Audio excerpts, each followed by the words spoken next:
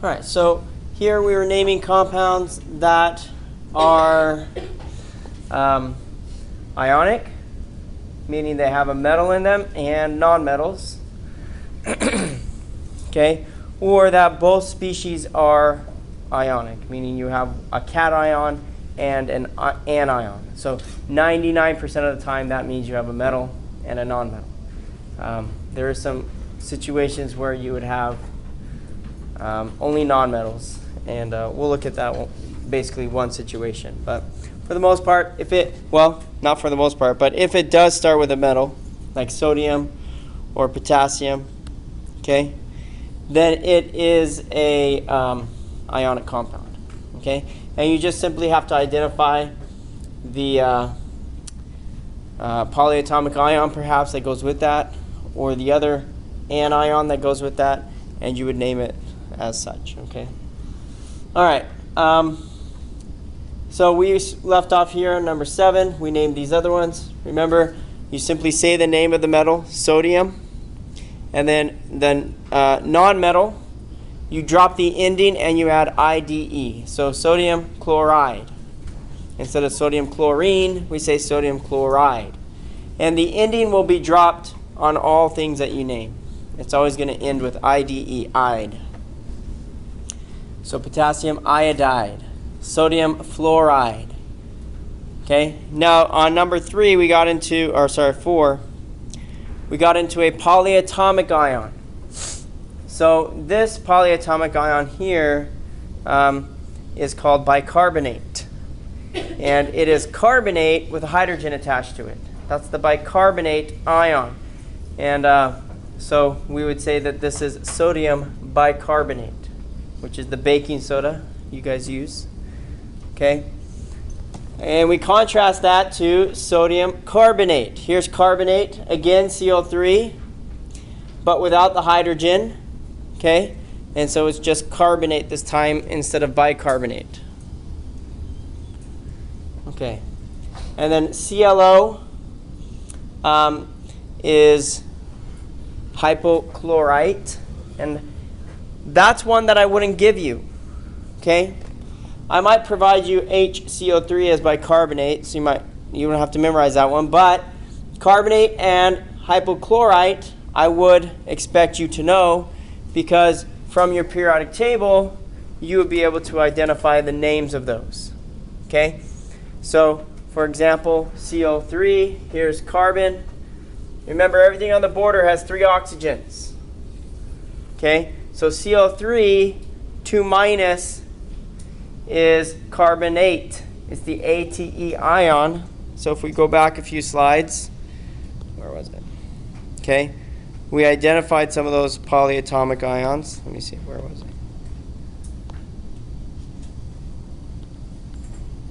There it was. Okay. We found the ATE ion first, like carbonate.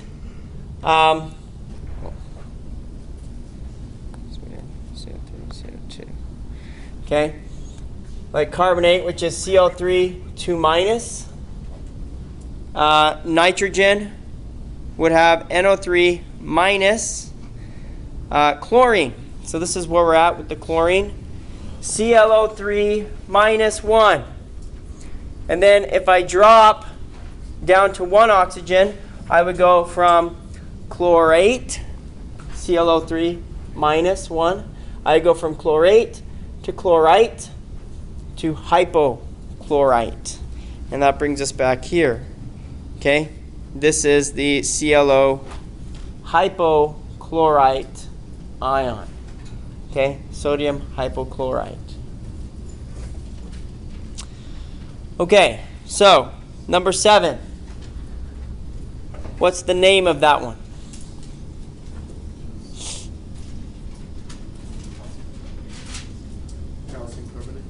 Calcium carbonate.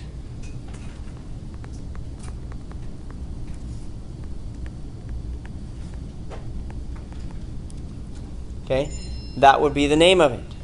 Calcium carbonate. This one, well, OH has a name. It's a polyatomic ion. Its name is hydroxide. hydroxide.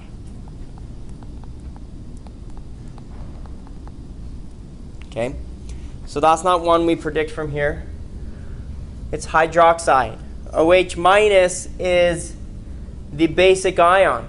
If something is basic, meaning not acidic but basic, then it has a bunch of OH minus ions. Well, I shouldn't say a bunch, but it has a high enough concentration to make it basic. Okay? Or I should say its base, the OH minus ion, outnumbers the acid ion, which is H3O plus or H plus. Okay? So it's higher in concentration than the other, and so therefore it's basic. That's a better way to say it. So magnesium, how am I going to name this? Magnesium hydroxide.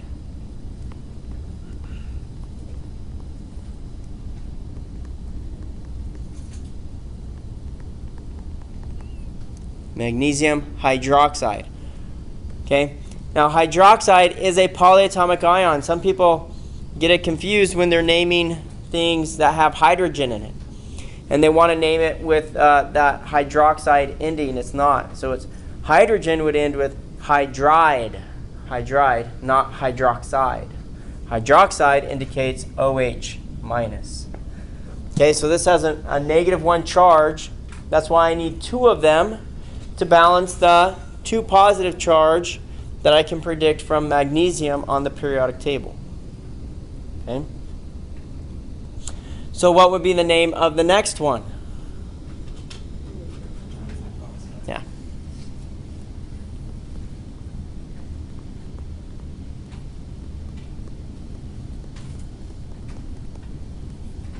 That's right.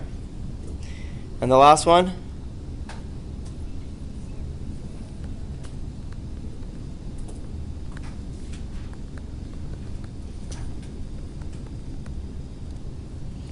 Okay, so that's how I'm going to name these. I have to have 3 OHs because Al has what charge?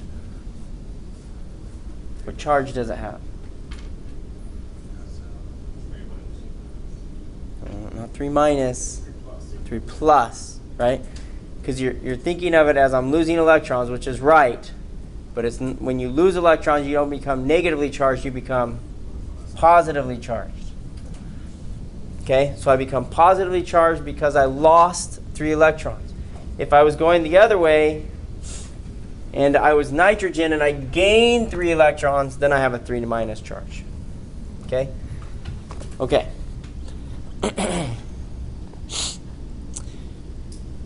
All right, we're going to name the following ionic compounds, which are transition metals. Now before we do that, let's review a little bit.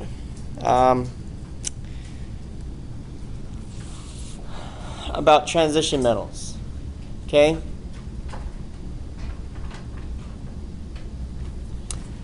So right here, if it is a transition metal, determine the charge from the element it is bound to. Okay? That's written strange.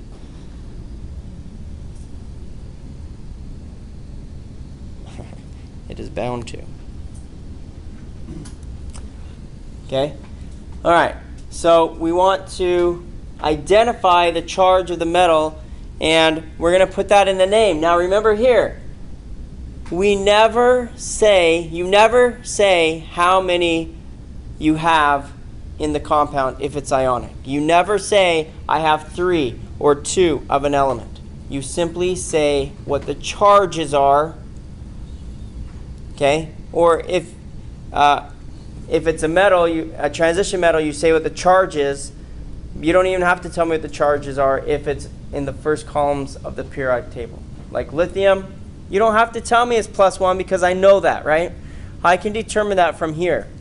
If it's magnesium, what's the charge? +2. You don't have to tell me that. But if it's iron, you have to tell me, because it could be iron +1 or iron +2 or iron +3. So you have to tell me what the charge of this iron is. So if it's past right here, if it's one of these metals, any of these metals right here, except for Al, okay, you have to tell me the charge. The transition metals, you have to state the charge because it can have multiple charges. So you have to be able to tell me which one you're talking about. Now there's 3 exceptions that you want to write down because you need to learn them. Okay? Those 3 exceptions are zinc, cadmium, and silver.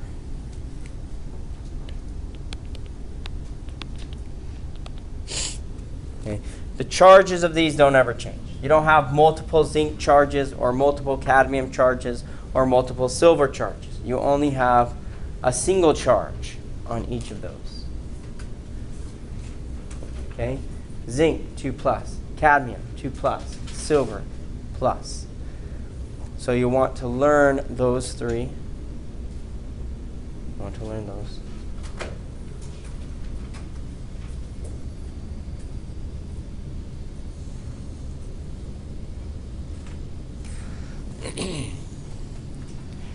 Okay, now let's go back to those ones we were naming, and let's try to name them, okay, correctly. And remember, you never tell me how many there are in the compound. So, I have to say what the charge is of the iron in the name. So what is the charge of the iron in number 1?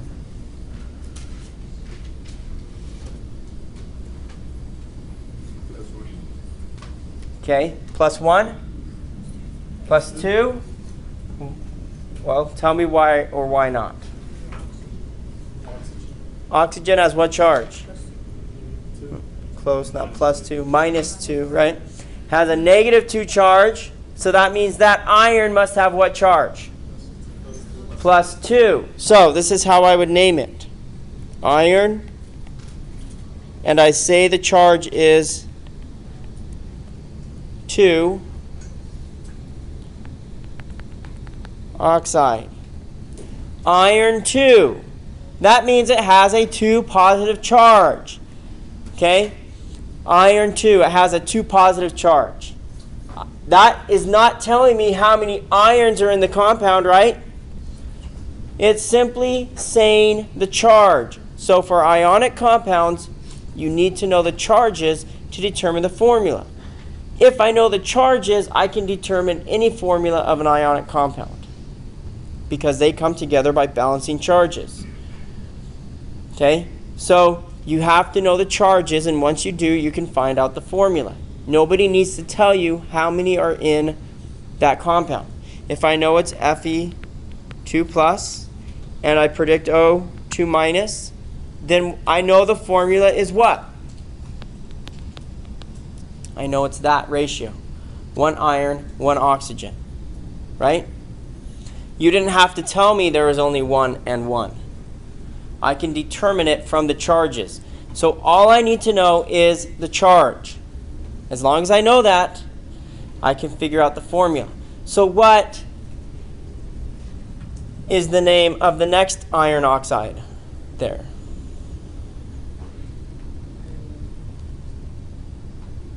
Yes.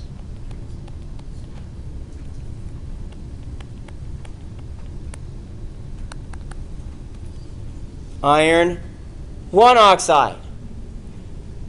What is the charge of the oxygen? -2, right? So that means I must have a 2 positive charge from both irons. So that 2 positive charge distributed to both irons means that each iron has what charge on it? +1. Because I have 1. If it has a +1 charge and I have 2 of them, that gives me what charge overall? +2, and it balances. So each iron has a +1 charge. Each iron has a +1 charge. I see some concerned looks out there. Are you guys, any questions you want to ask? Are you understanding that? If I have a 2 positive charge and I have 2 things, that means each thing has what charge? 1. Has 1 positive charge. So then would you say that the iron has a positive 1 or has a... The iron has a positive 1. Okay, so that way Fe plus and O2 minus, what's the formula from that? How does it balance out? Fe2O, right? You simply have to tell me the charge of the iron, and then I can figure out the formula. That's why I name it like this: iron 1 oxide. Iron plus 1. The 1 does not stand for how many things I have. What does it stand for? The charge of the metal. Okay? Of the transition metal. Okay? How about the next one? What is the charge of this iron? Yes. Okay? So, the charge of an oxygen is what? -2. -2 times 3 is -6. So I need positive 6 charges from the irons, correct? So what is the charge of each individual iron if I have 2 of them and they both together give me a 6 positive charge? Plus 3. So this is iron 3 oxide. This is iron 3 oxide.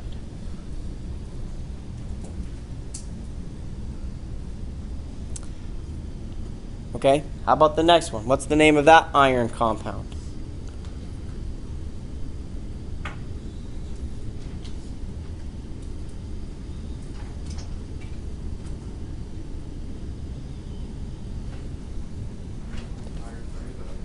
It's also iron 3. Because each chlorine has what charge? -1. I have 3 of them, so that's -3 charges from the chlorines. That means the iron must have a positive 3. Iron 3 chloride. Copper. What about that one? What's the name of that copper compound?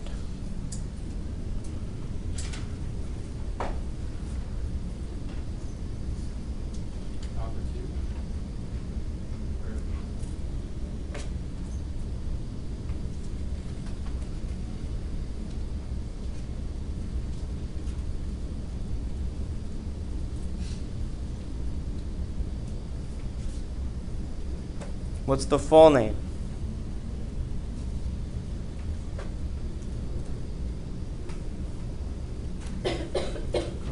Copper phosphate. Okay, so copper phosphate, but I need the charge, and that's what I was giving us earlier. Okay, it's copper 2 phosphate. This is a phosphate. PO4 3 minus. It has a 3 negative charge. Okay. Remember, the outside are 3 oxygens. PO4, the inside, phosphorus and sulfur, those are the 2 you need to know. They both have 4 oxygens. PO4, SO4, phosphate, sulfate. -1, -2, -3. That's the charge of phosphate. PO4, 3 minus. Okay, so I have PO4, 3 minus, and I have 2 of them. That means I have a -6 charge. Excuse me. The coppers must give me a positive 6 charge. There are 3 coppers. So 6 divided by 3 is 2. So each copper has a 2+ charge on it. So this is, the name of this would be copper 2 phosphate. Okay? So, you need to learn the polyatomic ions, because that's going to be part of this.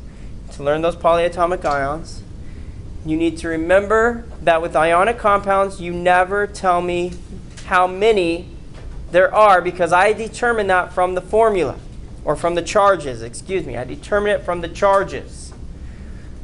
So you don't ever tell me how many there are.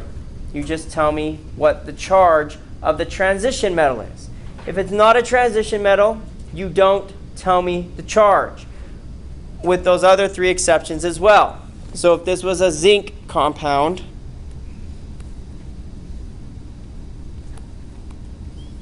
okay, you don't have to tell me zinc 2, okay, you just simply say zinc nitride. That's all you have to do. Zinc nitride, not zinc 2 nitride, zinc nitride. Because I know what the charge of a zinc is. What is it? It's 2 plus. Okay? You don't have to tell me that. It's always 2 plus, so you simply say zinc nitride. Okay? Okay. So if we're doing it backwards, if we're going from the determine the formula from the name. So if we're doing it the other way, so before we were given the formula and we found the name. Now if we're given the name and we're trying to find the formula, okay, then we just kind of do everything backwards. If it is metal from columns 1 or 2 of the periodic table, predict the charges. If it's transition metal, determine the charge from the name. That's easy because they tell you what it is. Iron 2, copper 1. They tell you the charge, right?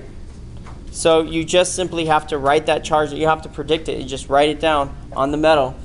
You find the 2 ionic species and their charges, and then you bring them together into a formula. Okay.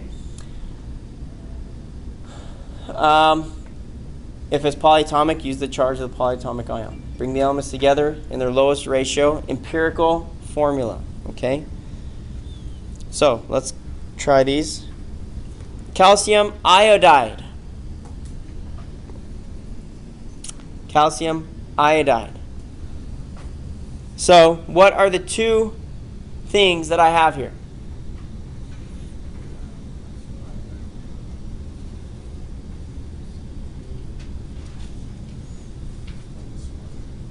Okay. I minus 1. Ca. Good. So what's the formula?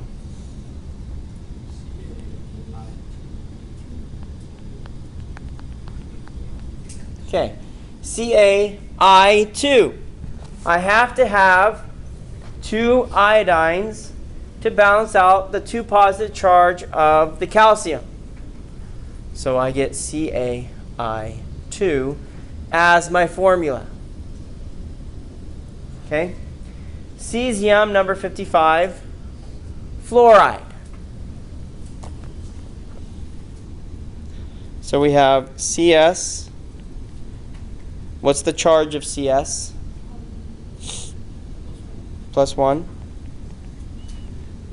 And fluorine. What's the formula?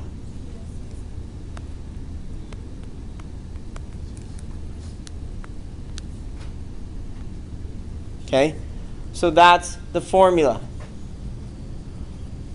CSF. I just bring them together by their charges. Okay, try number 3. Tell me the formula. Lithium chloride. They both have a positive 1 and a negative 1 charge. So they just come together in a 1-to-1 ratio. Okay? Lithium chloride. How do I know this is negative 1?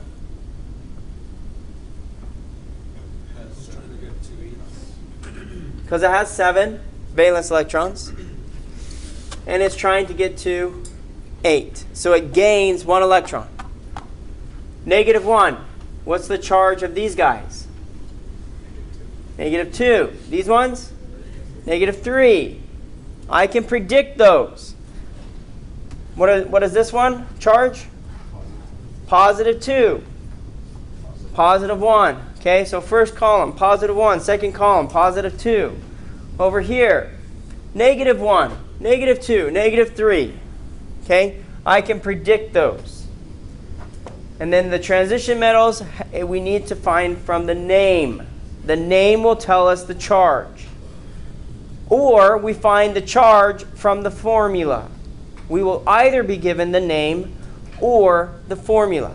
So we have to find the charge from the formula and name it, or from the name we determine the charge and then we find the formula. Okay? Okay, so calcium phosphide. Calcium phosphide. What is the formula? Yeah. Ca3p2. Because I have a calcium with a 2 positive charge, 2 plus, and a phosphorus with a 3 minus charge, P 3 negative. Okay?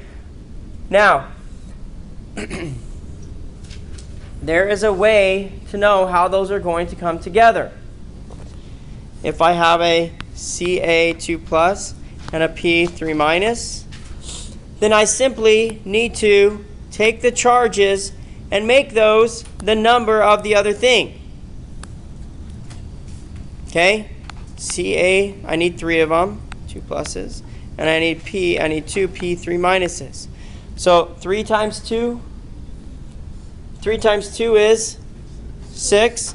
And 2 times 3 is 6. So they balance. Okay? So I switch them. I switch them and those become the subscripts in my formula. Okay? Now going forward always works. Going forward always works, but going backwards doesn't always work. All right? In this case it would work. This would work going backwards. Ca2 plus, P3 minus. Okay? But it doesn't always work because of situations like this one.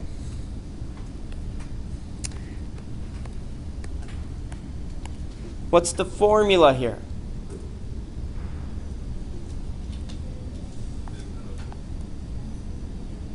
Okay. What is it before we get there? And then I reduce it to the lowest ratio formula. Okay. This. So this is my lowest ratio formula. This is my answer. This is not my answer. I would not report this. I would report this. Okay. So does this switch back? Is it Mn2 plus and O minus 1? No. It doesn't switch back because we had to reduce it. So how do I figure out the charges then if I can't switch it back? Minus 2 times 2 is -4. That means this must be plus 4. Okay? This has a 4 positive charge. I had to do it from the formula itself. How do I know when switching back will work and when it won't? There's only one subscript here. It won't necessarily work. Sometimes it will, but not always. So when there's only one subscript, be careful. Okay? Be careful because it might not work. Now, if there's only one subscript and it's on the metal, it'll probably work. But if there's only one subscript and it's on the non-metal, it might not work. So you need to be careful and you need to calculate it back correctly. Okay? But if there are 2 subscripts, like this one, it always works when there's 2 of them to go backwards. It'll always work to go backwards if there are 2 subscripts. Okay? So, if there's only one and it's on the nonmetal, on the second element or the second thing in the compound, because it could be a polyatomic ion. If there's only one subscript and it's on the anion, the second part, then be careful. Don't always assume that it switches back. But if it's on the metal, it will switch back. Okay? If there's two subscripts, it will switch back. And you can figure it out. Okay, sodium bicarbonate. Remember, bicarbonate is HCO3 minus. Okay, so what is the formula of sodium bicarbonate?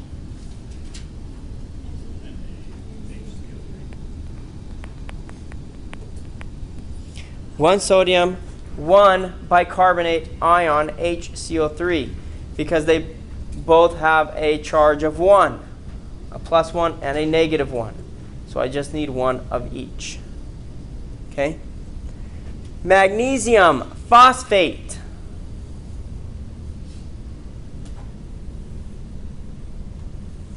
Okay, work on that one for a minute. And then I'll ask you what it is. That one's a little trickier. Try to remember what is the polyatomic ion for phosphate. And its charge. You need its charge.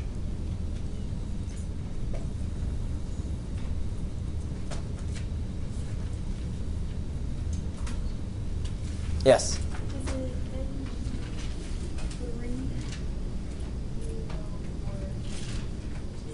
Yes. Awesome. Okay. So we have magnesium, 3 of them, parentheses, PO4, 2 of them.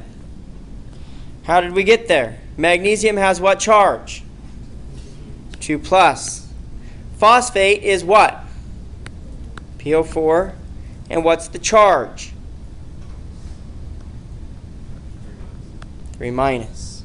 Okay? -1, -2, -3. That's why I get that charge for phosphate.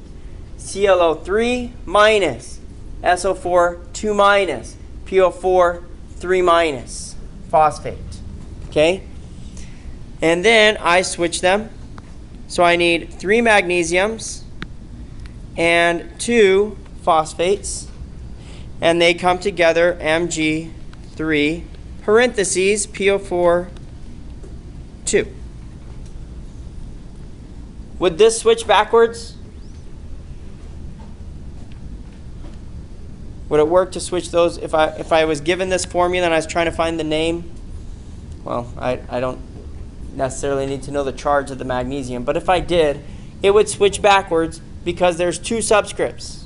Okay? So the charges would switch back in that case because there's 2 subscripts. And I'm not talking about this one. Okay? That's not the one I'm talking about. That's part of this entire entity right here. And I have 2 of them. That's what I mean. Potassium phosphate.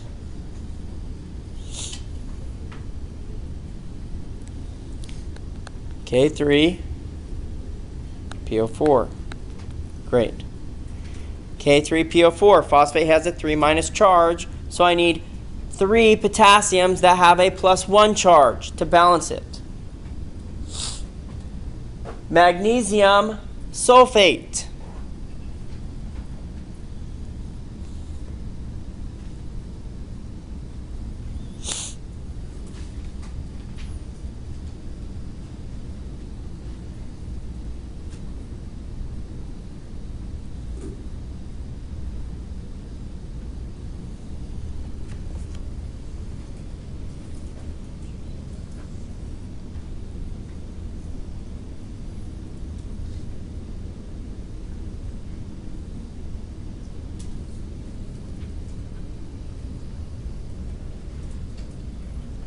Any guesses? Magnesium sulfate, or maybe not a guess, but you guys know?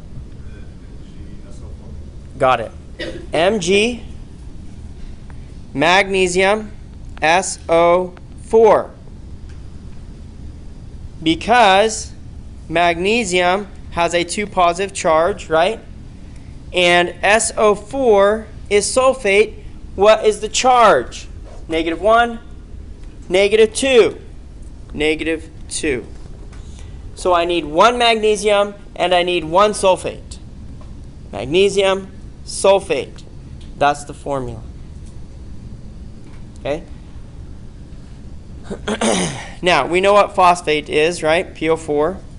Hydrogen phosphate is simply saying there is a hydrogen on the phosphate, and so it becomes HPO4. And instead of having a 3 minus charge, we reduce the charge by 1 and give it a 2 minus charge. This is hydrogen phosphate. Okay, you don't have to memorize all that. It'll be good for you to kind of learn that for next semester, though, for acids and bases.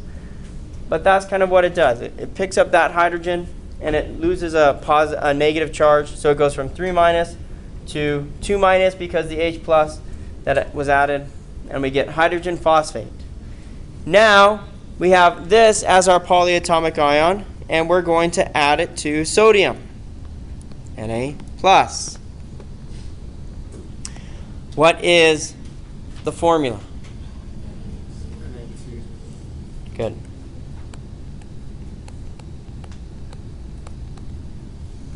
Na2HPO4.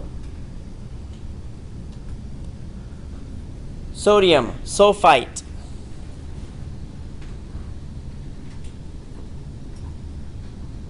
NaSO2.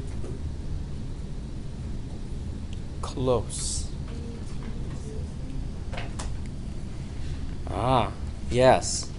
Na2SO3. Okay? Good. So we have sodium has a +1 charge, right? Let's just start with sulfate, SO4 2 minus. To get sulfite, what do? I remove an oxygen, SO3 2 minus. So the formula is Na2SO3. Okay? I need 1 sodium and 2 sodiums and 1 sulfite. That's my formula. Okay.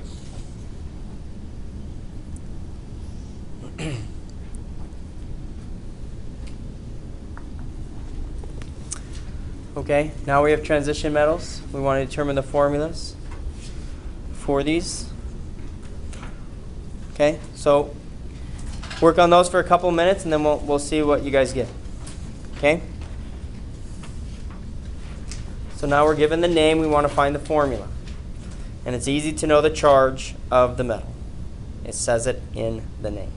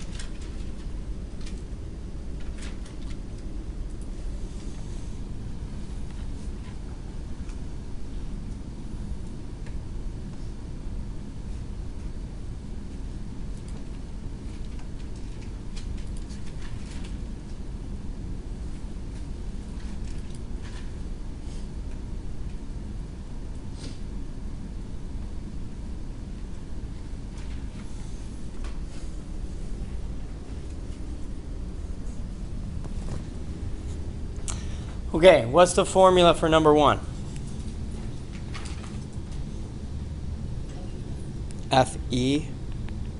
FeS. Good. Iron 2, we have Fe2 plus and S2 minus. You bring them together in 1-to-1 ratio. Excellent. Copper 2 selenide.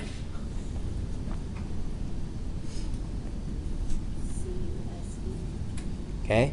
Copper. What is it? Se. Okay. Once again, a 1-to-1 ratio. So copper 2 plus. It tells you it's 2 plus. Se2 minus. Bring them together. Gallium 3 nitride.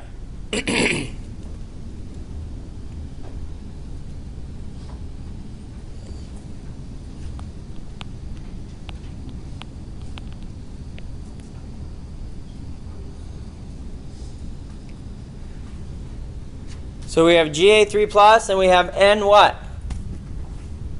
3 minus. What's the formula? Good. Chromium 3 chloride. Whoops, that's not chromium. Chromium 3 plus Cl minus 1. What's the formula?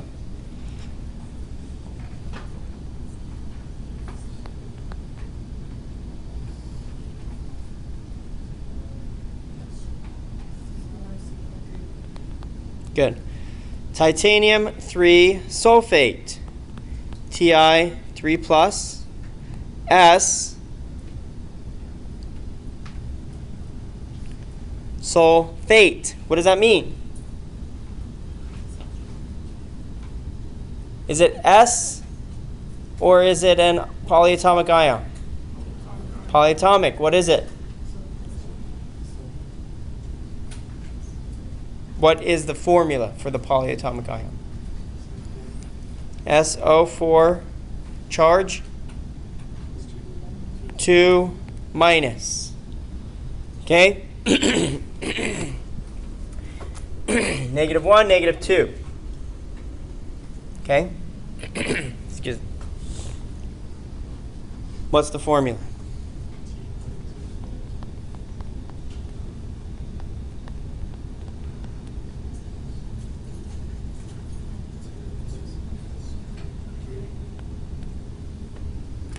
Ti2 SiO4, I'm sorry, SO4, not SiO4. SiO4, 3 of them. SO4, 3. Okay? That's going to be my formula for titanium 3 sulfate. Chromium 3 phosphide.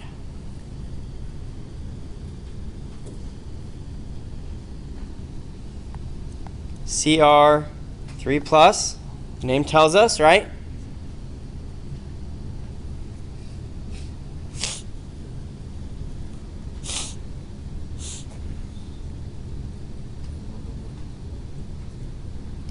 It is a 1-to-1. What's the formula for the next part?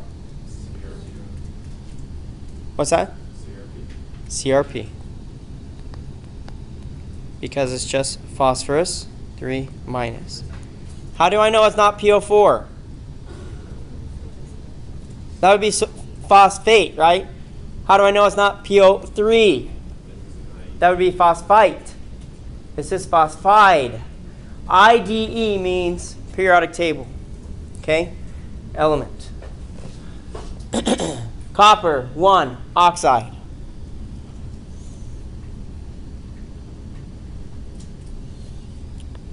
Copper, what's the charge? +1. Oxygen, O, 2 minus. Good. Cu2O. Okay? You guys are doing good about combining them. Just need to make sure you're getting all the right charges. Okay? If you're getting all the right charges, it won't be a problem to find these formulas. Okay? So, as long as you're getting the correct formula and the right charges, okay, this shouldn't be too bad. Okay, molecular compounds.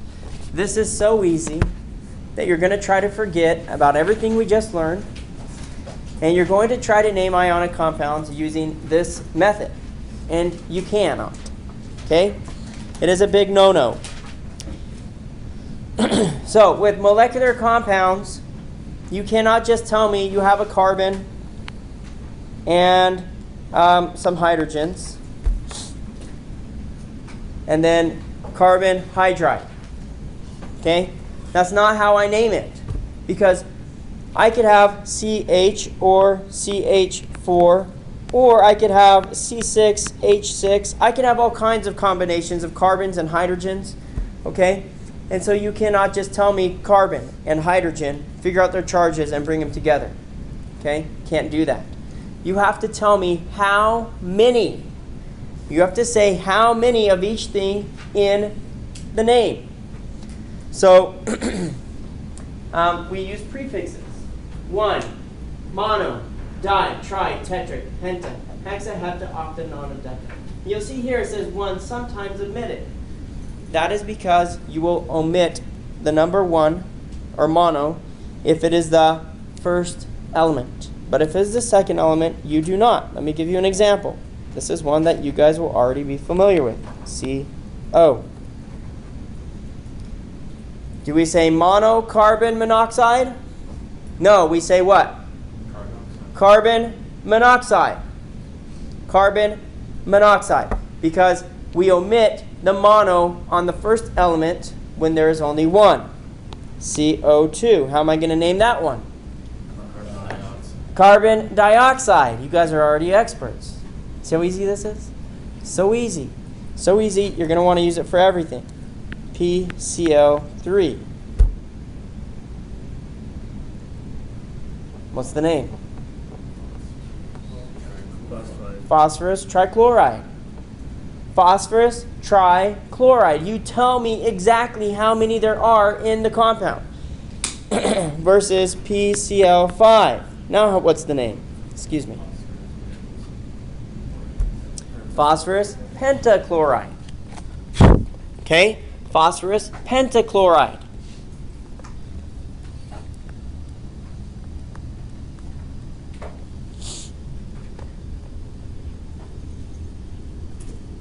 How am I going to name that one?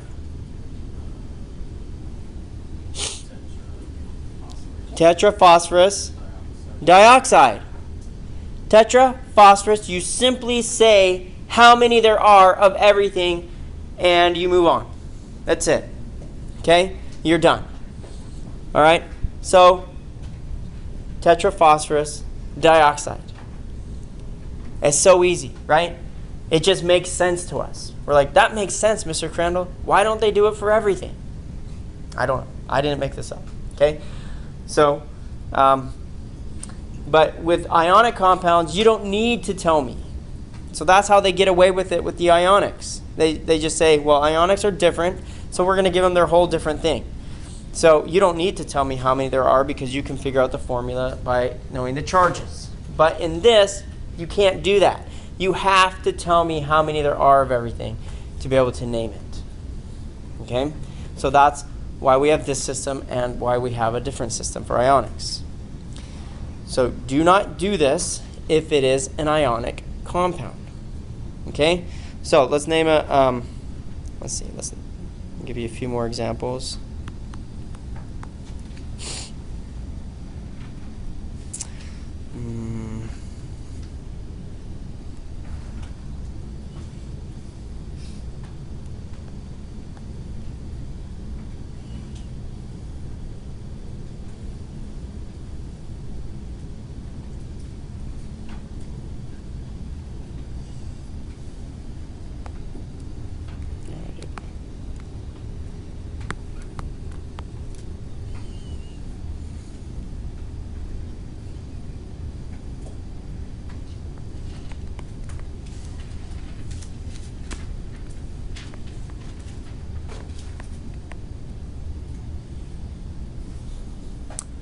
Okay, and I'll just warn you, there's one in here I'm trying to trick you with.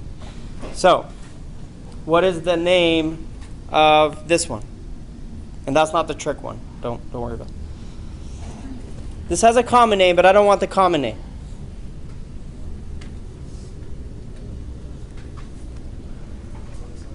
Dihydrogen monoxide. Dihydrogen monoxide. So if anybody tries to sell you dihydrogen monoxide as the greatest thing on earth, it is. Okay? But that, they're trying to market it as something greater than H2O or whatever, then oh wait, that's just water, right? That's water. We have this great new thing. People have done this. I'm not making this up, okay? Dihydrogen monoxide. And so, yeah, it's just ridiculous, okay? So, how do I name the one under it?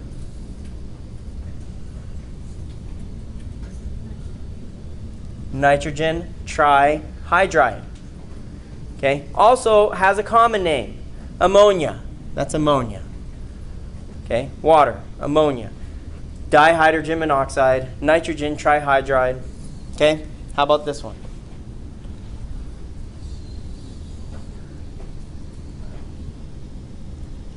Sulfur dioxide.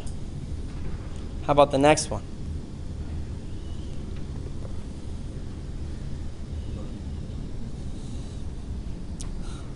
What? Chloride?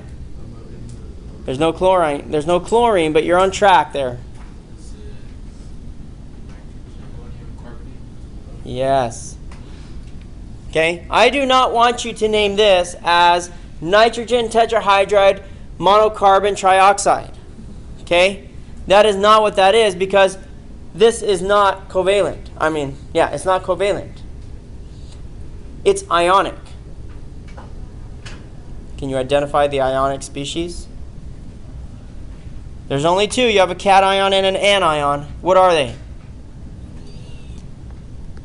NH4 plus is ammonium. But you should have been able to see this one. What's that? Oops, I should have done this. What's that other one? CO3 2 minus. Carbonate. Ammonium carbonate. Ammonium carbonate.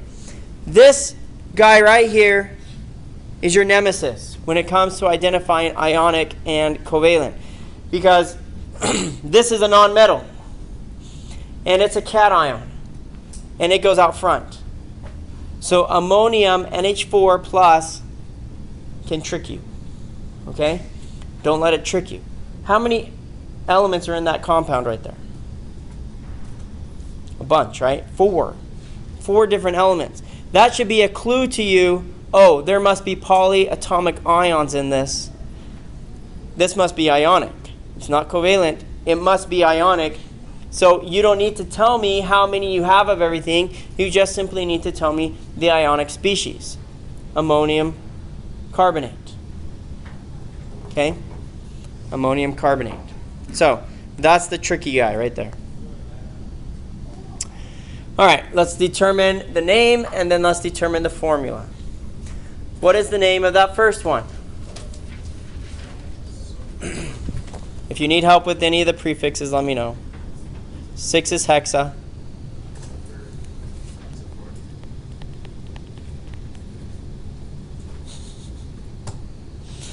Wow. Okay, well, I guess we don't need to do that one. That was great of me. Okay. Oh my gosh. Did I just do it straight down? Wow.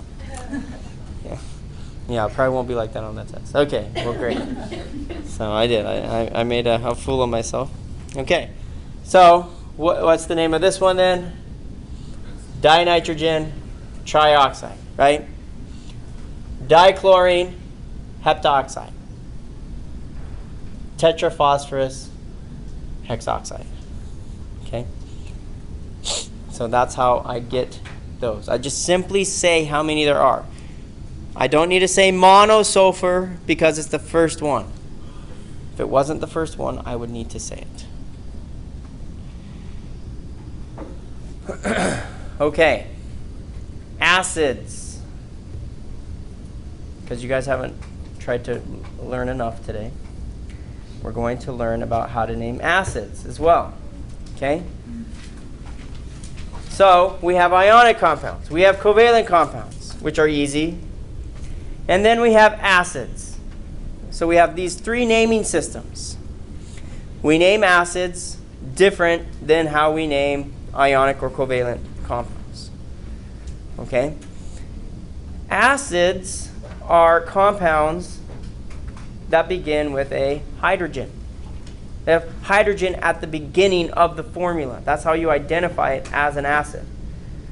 And what that formula is telling you is that because it has a hydrogen in front, that is an acidic species where it will donate that hydrogen.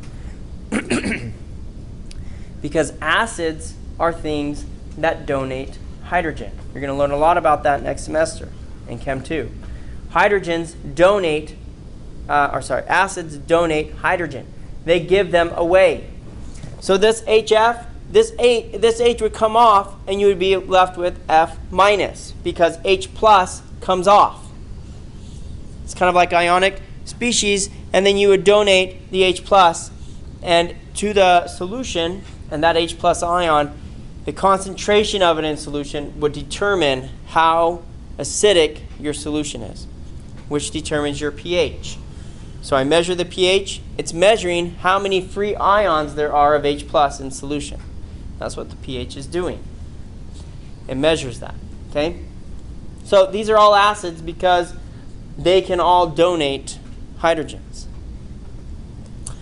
Now, the main thing you have to remember about naming an acid is that it ends with ic, except with one exception. And we'll look at that on the next slide. But in this one, where it's just the elements, hydrogen and another element, in that case, it's always ic. We say these are binary acids. Okay? These binary acids, I simply say hydrofluoric acid. Okay? I end it with ic.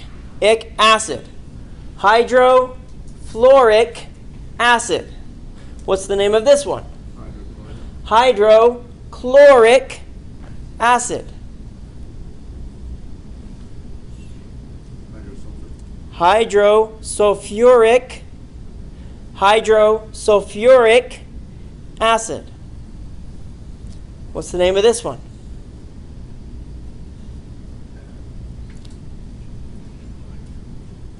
It's okay if you don't get it exactly right. Hydrophosphuric acid. Hydrophosphuric acid. Hydrofluoric, hydrochloric, hydrosulfuric, hydrophosphuric acid. That's how I would name those. Okay?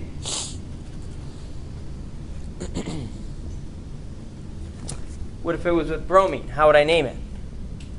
HBr. Hydrobromic acid.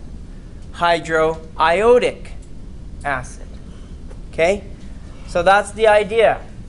That's the idea behind these acids and naming them when they're binary acids and they don't have oxygen in the acid formula.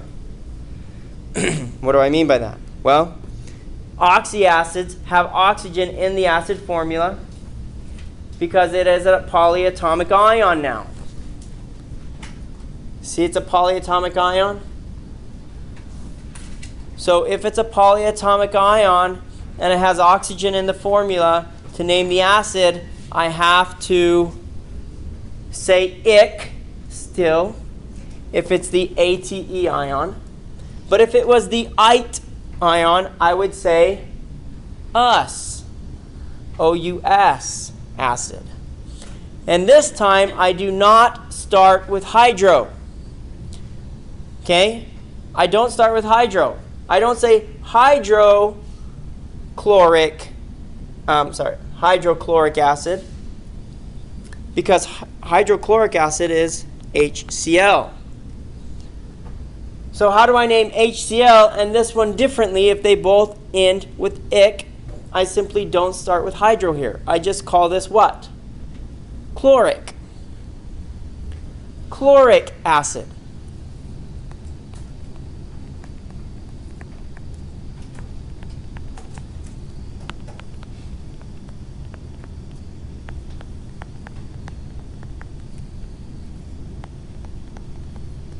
Okay? That's the difference between hydrochloric and chloric acid. This has oxygens in it. That one does not.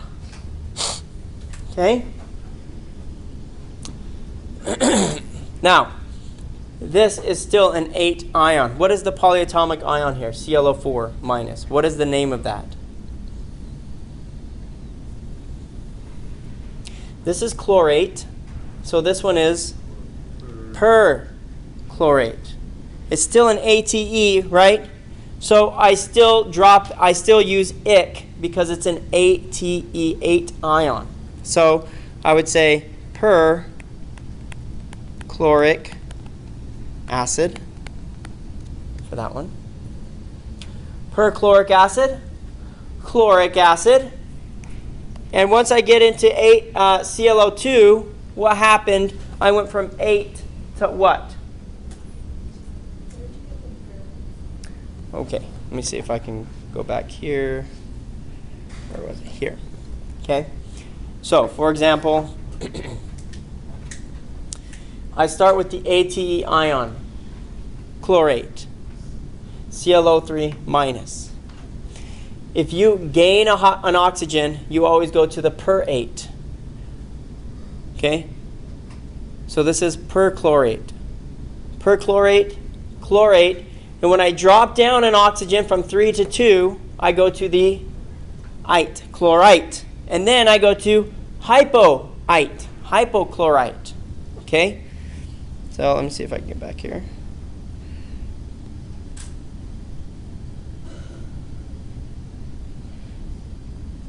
Okay.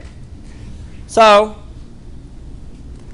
how am I going to name this? HClO2. It went from 8 to ite. What's the ending if it's an ite ion? Us. So what's the name? Instead of chloric, chlorus.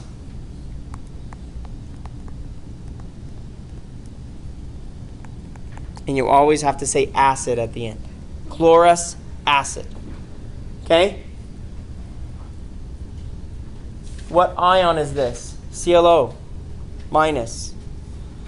What's the ion name? Not the acid name. What's the name of the ion? Hypochlorite. Hypochlorite, like what's in bleach, sodium hypochlorite. Okay? So, I want to name that as an acid, and because it's an ITE ending, I change it to what? OUS, us. So what's the name of this as an acid?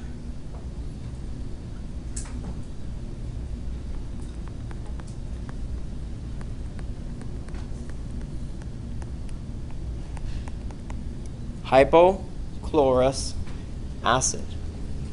Hypochlorous acid. Okay?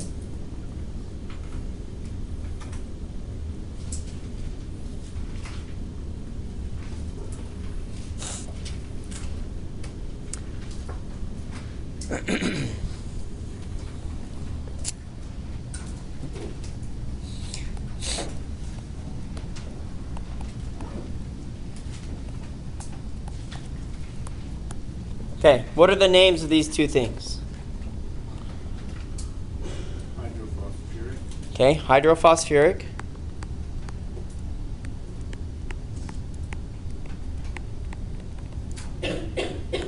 Acid. Perphosphuric acid. Okay, now this is the ATE ion. I'd have to go to PO5 to make it the 8, the per 8. because PO4, phosphorus, starts at, these are all 3 on the outside, 4 and 4. PO4, SO4, 2 minus, 3 minus. So PO4 is the ATE ion 8, phosphate. So how am I going to name this?